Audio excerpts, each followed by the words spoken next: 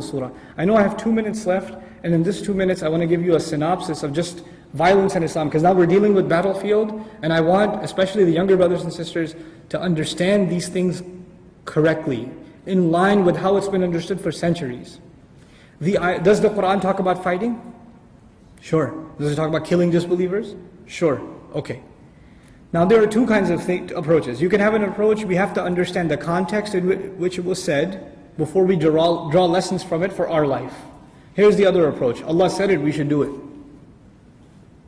Sounds good. Allah said it, we should do it. It sounds very appealing. And you can find very strong speakers talking about, that's what Allah says. And He says, follow what He says. And Muslims are sitting, especially hot-blooded young brothers sitting in the audience who have all kinds of frustrations about not getting married, or, have bad relationships with their parents and can't get away from their addictions to all kinds of filth on the internet. They've got to let their frustrations out somewhere, so they go, Takbir! There's a lot of other psychological stuff going on, but it comes out in this. That's how it comes out. You don't want to understand it, you don't want to study it. You don't want to make jihad studying soft. Right?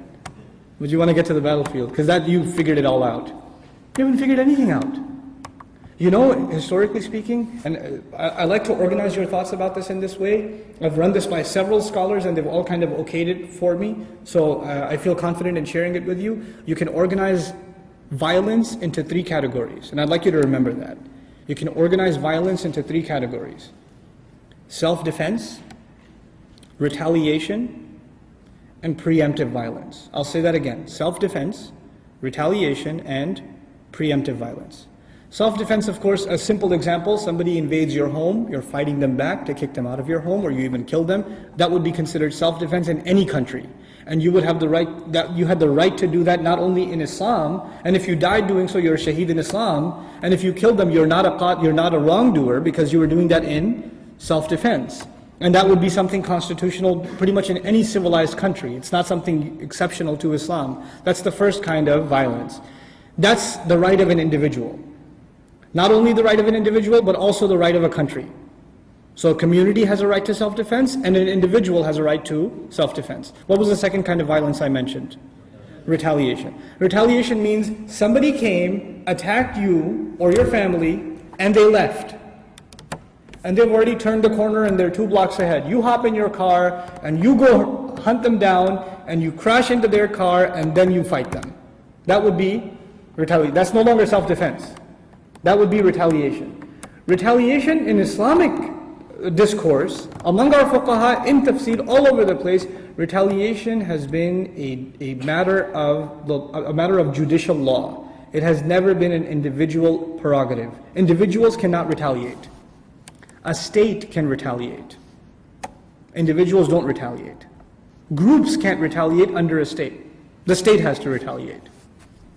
And if individuals could retaliate, you know what would happen in Islamic history? Did we ever live as an Islamic civilization where there was a rule of law and government and khilafah and all this stuff? It was there. If it was ever understood that you can do retaliation yourself, then we would never have civilization. It would be the Wild West, or East in our case. Right? So it would just be you go and kill anyone you want to. Hey, because he did something to me. You could retaliate. What's preemptive violence? So the first one, self-defense, you could do yourself or as a state. The second one is only done under the guise of a state. And historically it's always been like that. It's always been understood like that. There's never been a difference about this. The third, what's the third kind of violence? Preemptive. They haven't done anything to you, you're going to go after them. Or you're saying they might do something to me. So before they get a chance to, I'll do it to them. Preemptive strike, they call it in military terms, right? Preemptive strike. Now preemptive strikes do exist in Islamic history and in Islamic discourse among the fuqaha. But also preemptive strikes are only a matter of what? Of the state. This is not something the individual can take in their hands. Now, add to all of this, are there punishments in Islam, in the Sharia, that can harm an individual person physically? Sure. Punishment of zina is pretty harsh, pretty tough punishment. Punishment of stealing, pretty tough punishment of murder, pretty tough punishment. These are called punitive kinds of punishments, right? Where you can physically harm someone. You can physically harm someone as a punishment.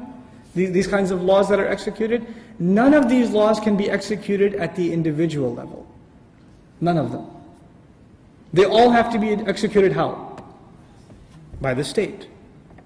And when you have a state, is it sometimes the case that a state decides or passes a ruling or a constitutional amendment and says, we've come up with an additional punishment? We've got an additional punishment for this crime. Does that happen? It even happened in Islamic history. Umar ibn al-Khattab comes out with different punishments.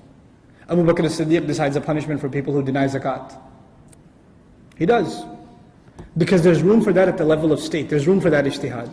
But at the individual level, these have never been individual initiatives. Now what's happening in our times? There are elements with, first of all, enemies of Islam, people who hate Islam, who like to, use the copies of the Quran at their barbecues or whatever.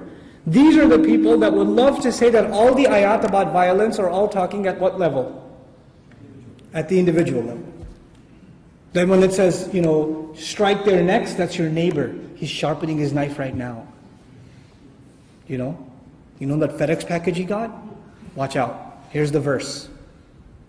That's why he's going to Bed Bath & Beyond. So, that's what they're trying to spread, that it's individual. And an element within the ummah, trying to put blogs and lectures and talks and all this stuff, also trying to convince masses of youth that these initiatives are also rightfully for the individual. This is a gross mistake. Because if this is individual, then all laws are individual. And if all laws are individual, then things like, cutting the hand of the thief. Or, the punishment of that Abu Bakr as-Siddiq, he fought those who denied zakah. So your neighbor, you found out somehow, because you've been looking into his tax returns, you found out he didn't give zakat. So you go over one day. Hey, I want to talk to you. Can we go to your basement? Thank God Texas doesn't have basements, right? So I'm still thinking in New York terms. Or you found out somebody stole something. Chop in the basement or in the wudu area at the masjid. Nope, can't do that. That's not how the deen works. So we've taken things that were meant to be at the collective level, and we've tried to, in our rage, turn them into individual initiatives. And I know life gets more complicated than these three simple categories. I know that. But this is the framework in which we have to organize our thought. This is what it comes under. And this is how, even when this ayah came, I didn't give you the discussions of the fuqaha. I'm closing with this one. We'll talk about the discussions of fuqaha, what to do with prisoners of war, in what situations do we deal with them, what about the ayat in Surah Al-Anfal that came down, why did you forgive them, why did you let them go? We'll study those ayat too. Do those ayat abrogate these ayat, or do these ayat abrogate those ayat? We have to have that conversation also. Right? But whenever they talked about it, you will find, if it's Imam al-Shafi'i talking, or if it's Imam Abu Hanifa talking, Amir al-Mu'mineen, Khalifatul Mu'mineen, they're talking about the leader, the head of the state, the khilafah, the ruler, the governing body, never at the individual level, never. I haven't seen it. So this is something we have to get clear about. And one of the reasons I chose this surah is because it lets us talk about this topic and try to get clear our heads about this matter, inshallah ta'ala. If we're not clear about it, we can't clarify it to anybody else. And wallahi, I'm not really concerned about clarifying it to people that are bent on demonizing us, because even if we clarified it to them till we're blue in the face, they wouldn't care. But at the very least, we should be clear about it ourselves. And we should know that people who do certain kinds of acts are out of line from the deen. They're not acceptable, even if they're Muslims, even if they think they're doing it fi sabilillah. May Allah Azza wa Jal give us a correct, honest, sincere understanding of His book. May Allah Azza wa Jal remove confusion from our hearts. May Allah Azza wa Jal guide us by means of His book and commit us to His book and the sunnah of His messenger sallallahu alayhi wa sallam. Barakallahu li wa lakum fil Qur'an al-Hakim wa nafa'ni wa iyyakum bil ayati wa dhikr al-Hakim. Assalamu alaikum wa rahmatullahi wa barakatuh.